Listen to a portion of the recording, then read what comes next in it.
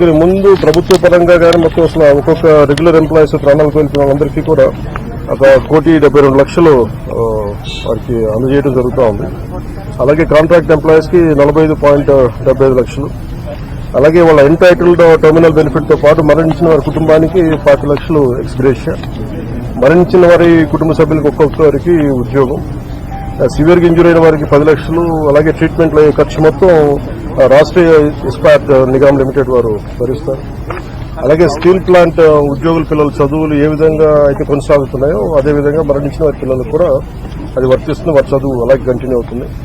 మరణించిన వారి notional date of superannuation that means retirement ఏ రోజు వరకు అయితే ఉంటుందో అప్పటిదాకా వారి కుటుంబ సభ్యులు స్టీల్ ప్లాంట్ క్వార్టర్స్ లోనే ఉండొచ్చు. అలాగే ఎవరైతే కుటుంబ సభ్యులు స్టీల్ ప్లాంట్ టౌన్షిప్ బయట ఉన్నారో వారు కూడా ఇఫ్ దే డిజైర్ అంటే వాళ్ళు కోరుకుంటే ఆ స్టీల్ ప్లాంట్ క్వార్టర్స్ లో కూడా వాళ్ళు కూడా ఉండొచ్చు. అలాగే ఇందాక నేను చెప్పినట్టుగా బొకారో స్టీల్ ప్లాంట్ నుంచి ఒక 3-man కమిటీని ఎంక్వైరీ జరుగుతూ ఉంది. అలాగే మరణించిన వారి కుటుంబాలకి ఆసుపత్రిలో ఉన్న వారికి అండగా నిలబడుతూ రాష్ట్ర ప్రభుత్వం కూడా వారికి పూర్తి సహాయ సహకారాలు అందిస్తాం. అంటే ఇవన్నీ అంటే ఒకటి స్టీల్ ప్లాంట్ మన ఇక్కడ ఆంధ్రప్రదేశ్ లో ఇది ప్రైవేటీకరణ జరగకూడదని కోరుకున్న వాళ్ళలో ముందుండి గత కొన్ని సంవత్సరాలుగా మేము ఇది మా కోరిక ఇది విశాఖ ఉక్కు ఆంధ్రుల హక్కు అని. అంటే మొన్న 32 మంది చనిపోతే దాంట్లో ఈవెన్ మన తెలంగాణలో కూడా 3 చనిపోయారు. ఇది మన విశాఖ దానికోసం అప్పుడు ఉమ్మడి రాష్ట్రంలో. అందుకని ప్రైవేటీకరణ జరగకూడదు, ఇది మన రాష్ట్ర ప్రభుత్వం కింద ప్రభుత్వ స్టీల్ ప్లాంట్ కింద ఉండాలనేది మా అందరి ఆకాంక్ష. అదేవిధంగా కేంద్ర ప్రభుత్వం ప్రధానమంత్రి గారి నాయకత్వంలో దీన్ని అలాగే కొనసాగిస్తున్నారు ఈ స్ఫూర్తిని. అది ఇప్పుడు మాకు ప్రిలిమినరీగా మేము చూస్తున్నప్పుడు అందరితో మాట్లాడుతున్నప్పుడు అనిపించింది some kind of upgradation is need. అలాగే క్యాప్టివ్ మైండ్స్ ఉండాలి అంటే ఏ స్థాయిలో ఎందుకు జరగలేకపోతుంది అని అనడానికి అంటే ప్రభుత్వ పరిశ్రమలు కానీ ఎందుకు కాయలా పడుతున్నాయి, ఎందుకు వెనకబడుతున్నాయి అంటే ఒక్కో సర్టన్ మేనేజ్మెంట్ ఇష్యూస్ కావచ్చు, లేదంటే ఓవర్ ఎక్సెసివ్ లోడ్ ఏదైనా ఉందా, ఇవన్నీ ఎందుకంటే కూర్చోబెట్టి ఒక కోణంలో నుంచి ఒక దృక్కోణం నుంచి చూస్తే సరిపోదు. సో దీనికి సంబంధించి నేను ఇందాక మన సోదరులు మనోహర్ గారితో మాట్లాడుతూ ఏం చేద్దామంటే ఒక్కసారి నేను స్టీల్ ప్లాంట్ కార్మికుల అసలు ఏంటి మీరు స్టీల్ ప్లాంట్ గురించి మీ అభిప్రాయాలు ఏంటి, మీ సమస్యలు ఏంటి అనేది నేను ప్రత్యేకించి ఈ గొడవ కొంచెం వీళ్ళందరికీ మన మెడికల్ ట్రీట్మెంట్ అంతా అయ్యి కొన్ని రోజులు అయ్యాక ఖచ్చితంగా నేను నేనే కాల్ఫర్ చేస్తున్నా ఒక మీటింగ్. ఒకసారి ఆ మీటింగ్ లో మన విశాఖ స్టీల్ ప్లాంట్ కార్మికులు అసలు ఏ సమస్యలు ఉన్నాయి ఏంటి అనేది నేను అందరినీ సావధానంగా వింటాం. అది ఒక రౌండ్ టేబుల్ అంటావా లేదంటే కూర్చోబెట్టేది వారి ఒక ఇంటరాక్షన్ కార్యక్రమం ఏ పేరు పెట్టినా కానీ దానికి నేను ఖచ్చితంగా నేను ఒక్కసారి మీటింగ్ నేనే నా ఆధ్వర్యంలో నేను ఆర్గనైజ్ చేసి ఒకసారి అందరికీ వెళ్తాను. ఈ లోపు మనందరం చేయగలిగేది పోయిన ప్రాణాలకి ఎంత విలువ ఇచ్చినా కానీ తిరిగి తీసుకురాలి. వారి కుటుంబ సభ్యులకి నా ప్రగాఢ సానుభూతిని తెలియజేస్తూ రాష్ట్ర ప్రభుత్వం ఇప్పుడు సహాయ సహకారాలు అందిస్తూ ఉంటాం. స్టీల్ ప్లాంట్ ఇలాంటి భవిష్యత్తులో ఇలాంటి పునరావృతం కాకుండా ఉండాలి అనేది ನಮ್ಮ అందరి ఆకాంక్ష.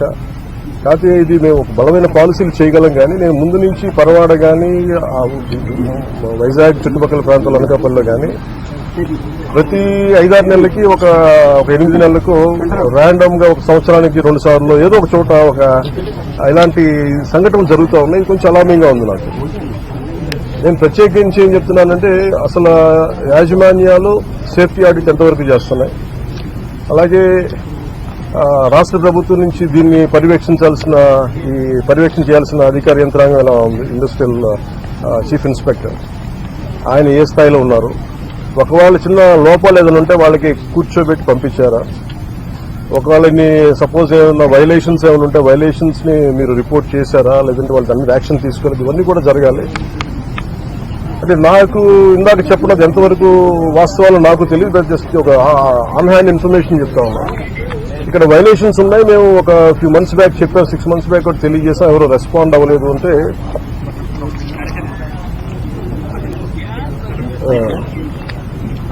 మాకు ఏమనిపించిందంటే ఆన్ ఫేస్ వాల్యూ తీసుకోలేము ఇవన్నీ. సో అందుకనే దీనికి కీలకమైన కారణాలు ఏంటి, the exact causes and investigation, the detail enquiry has been initiated to ascertain the reasons and fix responsibility. అంటే ఎవరైతే నాకు ఆఫ్ హ్యాండ్ గా చెప్పారు ఇవన్నీ కూడా కమిటీకి నివేదిక ఇచ్చారు.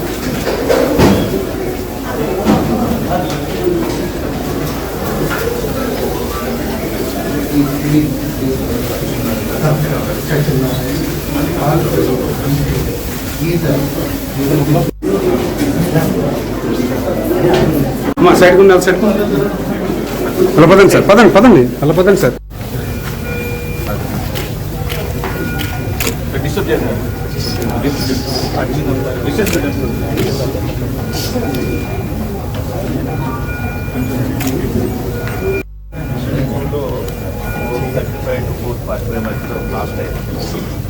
సడన్లీ లాస్ట్ అయ్యేటప్పుడు ఇంకా ఎట్లా వచ్చింది పదిహేటప్పుడు బ్యాక్ సైడ్ పడిపోయాను.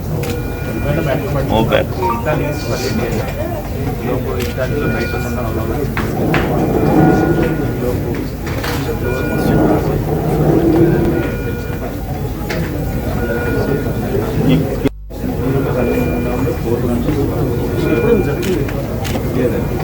ఫోర్ ఇయర్స్లో కూడా జరగలేదు.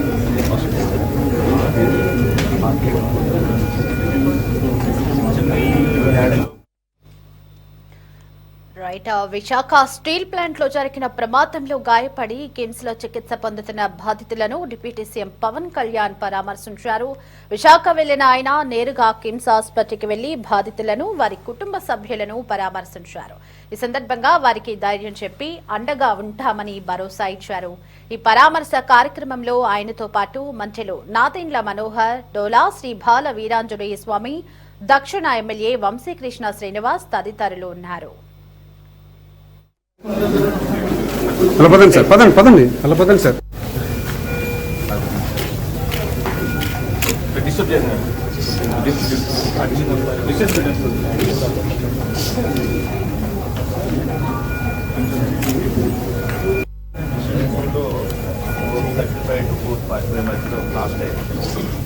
సడన్లీ లాస్ట్ అయ్యేటప్పుడు ఇంకా ఎట్లా వచ్చింది పదిహేటప్పుడు బ్యాక్ సైడ్ పడిపోయాను.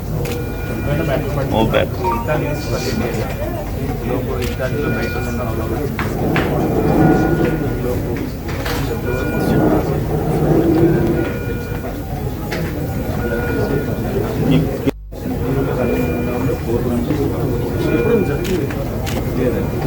ఫోర్ ఇయర్స్లో